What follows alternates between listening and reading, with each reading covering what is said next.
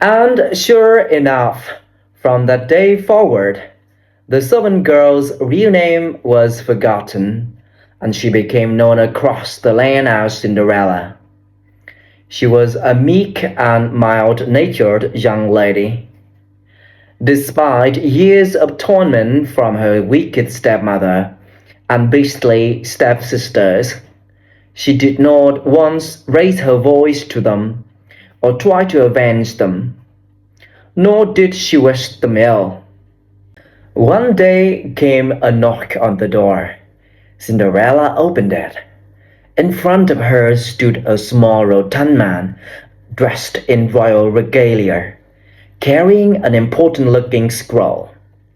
Behind him stood two armored knights, flying flags embossed with the king's arms. The little man unrolled the scroll and began to read aloud. "It is my duty to announce," he said, formally, "that His Majesty the King sends forth an invitation to all the young ladies of this fine kingdom to attend the royal ball at the palace." Hearing this, the step-sisters ran to the door and pushed Cinderella aside.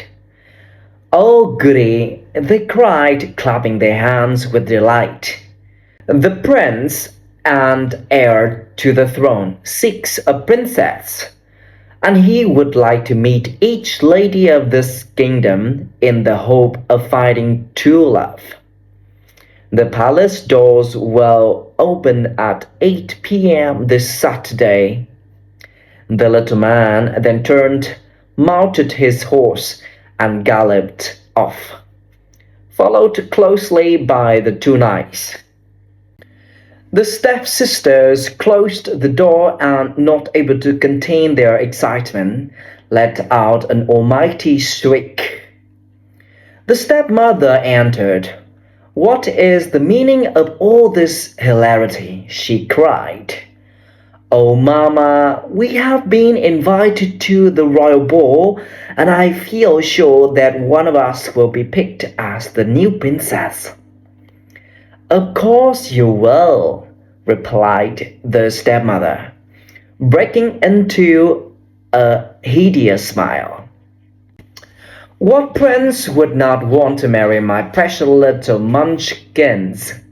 Cinderella washed on, desperately trying to avoid a fit of the giggles, for she knew, as it was plain to all to see, that any prince would rather have lived a life of solitude than marry either of these wretched, selfish brutes. The stepmother turned to Cinderella. "Prepare the gowns," she hollered. Cinderella nodded. "Of course, ma'am." You have to know that Cinderella longed, more than anything, to go to the ball, but she daren't ask her wicked stepmother, for she already knew the answer, and she didn't want to hear it. So she simply busied herself for the following days with her chores and, of course, preparing her stepsisters' ball gowns.